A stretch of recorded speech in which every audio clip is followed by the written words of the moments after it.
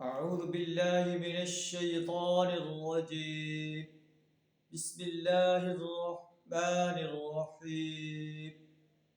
وقرن في بيوتكن ولا تبرجن تبرج الجاهلية الأولى وأقمنا الصلاة وآتينا الزكاة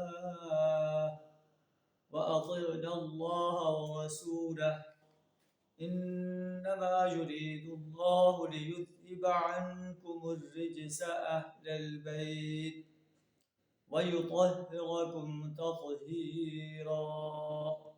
صدق اللہ العظیم. سورہ احزاب آیت نمبر 33 آپ کے سامنے تلاوت کی ہے. اس آیت کے اندر اللہ تبارک و تعالیٰ نبی صلی اللہ علیہ وسلم کی ازواج کو گائیڈ لائن دے رہا ہے اور ازواج مطہرات کو خطاب کر کے پوری امت مسلمہ کی خواتین کو رہنمائی دے رہا ہے کہ عورت کا اصل مقام جو ہے اس کا گھر ہے.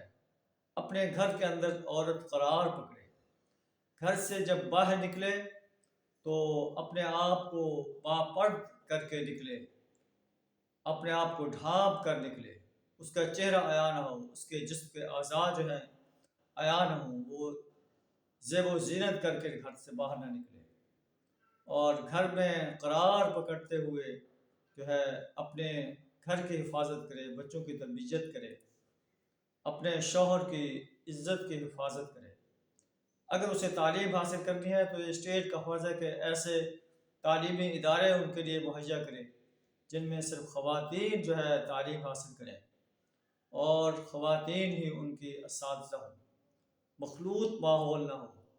عورتوں کے لیے لائق نہیں ہے کہ وہ بازاروں میں جا کر، مختلف جگہوں پہ جا کر جو ہے ایسی ملازمتیں کریں جہاں پر مخلوط ماحول ہو. ایئر ہوسٹس بنیں، بسز میں ہوسٹس بنیں یا مخلوط اداروں میں کام کریں، بلکہ انہیں ایک باپردہ ماحول مہیا کیا جائے جس میں وہ آزادانہ انداز سے کام کر سکیں.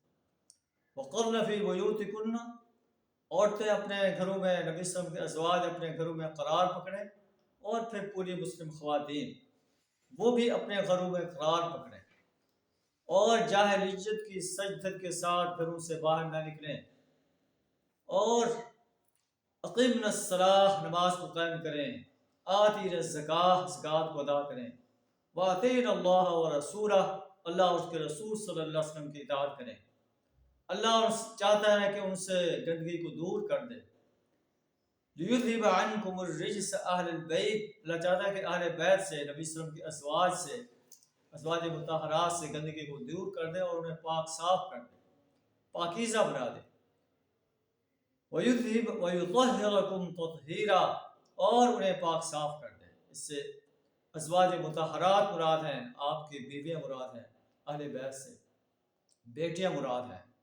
اور اسی طرح حضرت علی رضی اللہ تعالیٰ عنہ اور حضرت فاطمہ رضی اللہ تعالیٰ عنہ، حضرت حضرت حسن رضی اللہ تعالیٰ عنہم ماں کو آپ صلی اللہ علیہ وسلم نے ایک جگہ بچھا کر ان پر اپنی چادر ڈالی اور انہیں کہا کہ ہا اولائے اہل بیتی، یہ میرے اہل بیت ہیں. حضرت عائشہ رضی اللہ تعالیٰ عنہ نے فرمایا کہ مجھے بھی آپ ڈھانپ لیں. آپ فرمایا کہ تو آپ تو ہے ہی. معلوم ہوا کہ ازواج مطہرات ہی اصل اہل بیت ہیں، آپ کی بیٹیاں اہل بیت ہیں. حضرت علی رضی اللہ تعالیٰ عنہ اور آپ کے فیملی جو ہے اہل بیت میں شامل ہے.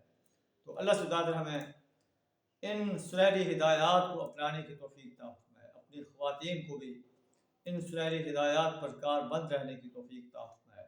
وآخر دعوانا ان الحمد للہ رب العالمین.